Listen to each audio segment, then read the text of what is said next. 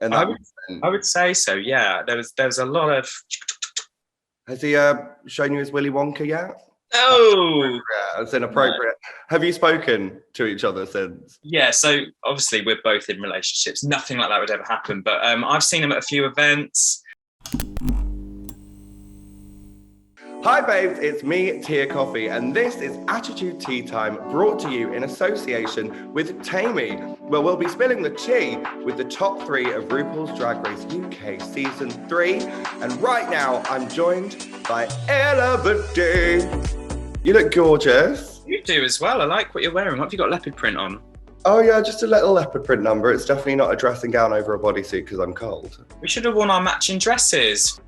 You should have worn that as your entrance look this season. I should have. I really should have worn this. This is, for context, Ella and I have matching dresses that I wore as my entrance look because my actual entrance look didn't turn up.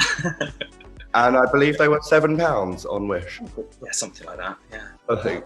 You are queen of the bodycon. Should we just get right into this? Let's do it. Go for it.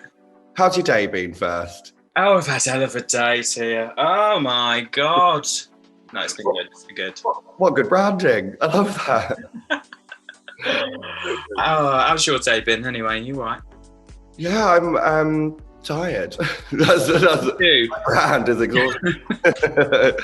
Right, let's get into it. Let's have a chat. Let's have a good time. First things first, congratulations.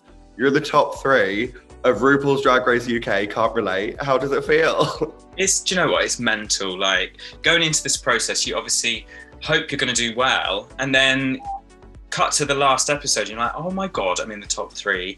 And then you have to wait 8 months until it's shown on bloody screen. So it's just been such a wild ride. I can't even tell you. Oh my goodness. What has been your highest high of the journey? I would say from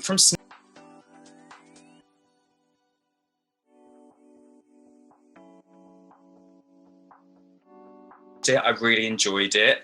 And then obviously the last episode, the roast, again, something I'm completely not adept to. I've never done it before, any sort of stand-up, and I enjoyed it. And it's like, how can I enjoy the most stressful situation of my whole existence on this planet? But I did, and it's just mental that it's all on TV as well.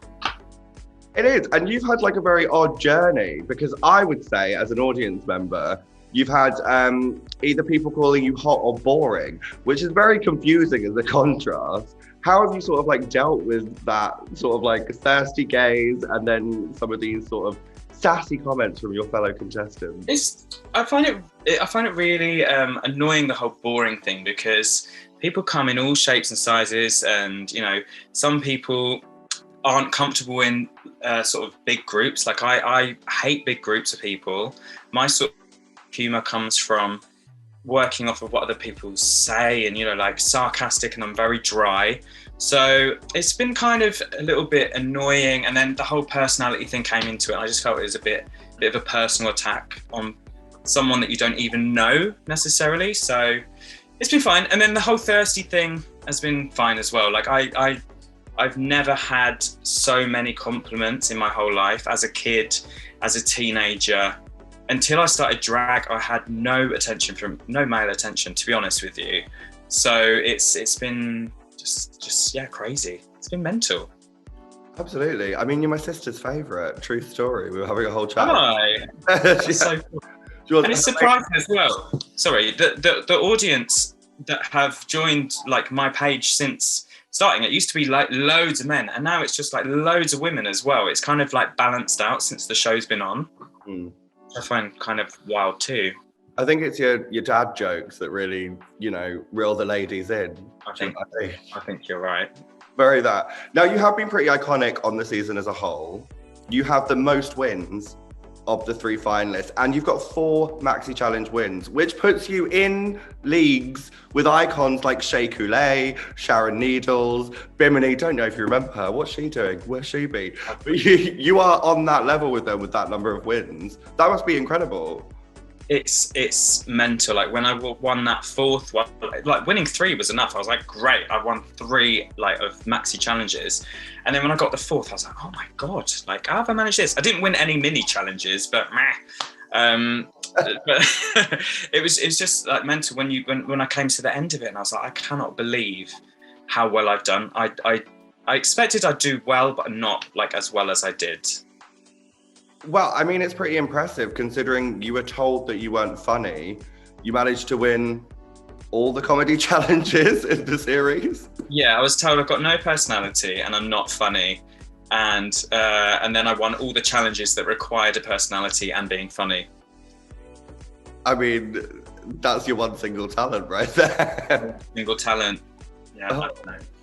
Iconic. Honestly, like, how are you feeling sort of leading into the final right now? Because the nerves must be building. Yeah, it's a real, I mean, for me personally, I'm feeling like this sort of like imposter syndrome thing where I'm like, it's almost like, no, like it can't be me. Like, even though I've watched it on the telly after so long, it feels so surreal. It's almost like I've been watching me on the telly, but not registering that it's me. Do you know what I mean? Like, it's just hard to put into words how it feels. It's so bizarre, but so exciting, but so nerve-wracking. It's like all the emotions are just going on at once. An out-of-body experience, isn't it? Oh, totally. Like the experience there was out of body, and now the experience here is like out of body, but I'm allowed to go out and do what I want and not stuck in the studio. In your case, out of body con. Out of body con, exactly.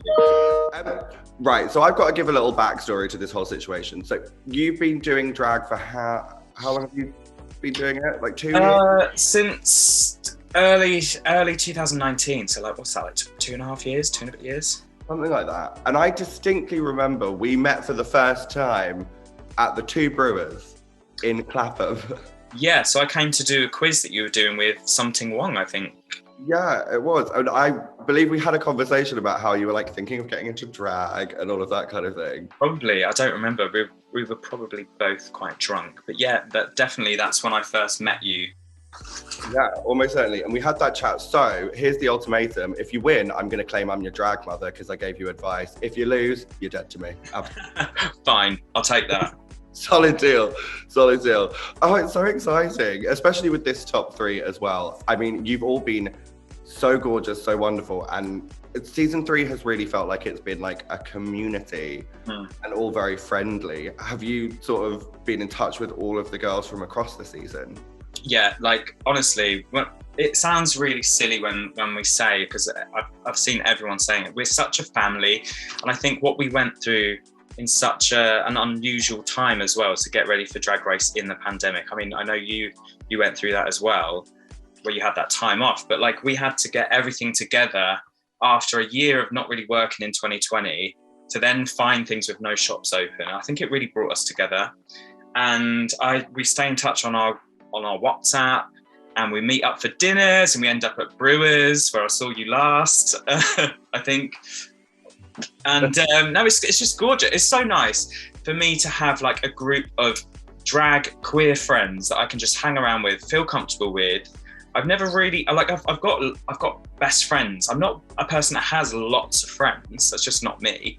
So like to have 11 people that have shared the same experience is just such a nice thing to have. Oh, that's so sweet. I just love the fact that you all have these like social moments together. Yeah. You're always supporting each other and all of that kind of thing. And we're all so different as well. And I think in real life, we wouldn't all be friends because like me and Crystal, like I could probably be a dad if I started having kids at about 13, if that's the thing, if I was straight as well. Like I probably wouldn't ever have been in the same circles as Crystal, you know, or like, so it kind of brought all of these very different types of drag queen, different ages, different backgrounds all together, but together it works like a chocolate fountain. It just works. Oh, from chocolate fountains to chocolate factories. Do you know what I mean? Exactly. I think Russell Tovey was a bit obsessed with your Oompa Loompa look. And I would say so. Yeah, there was a lot of. Has he shown you his Willy Wonka yet?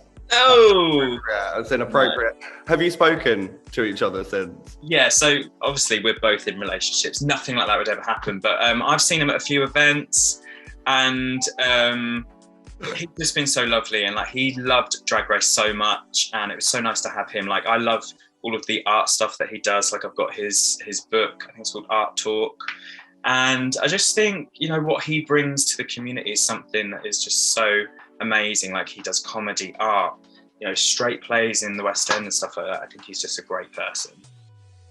Love that. Uncle Nick deflecting. Absolutely not. We're both in relationships, I dare you.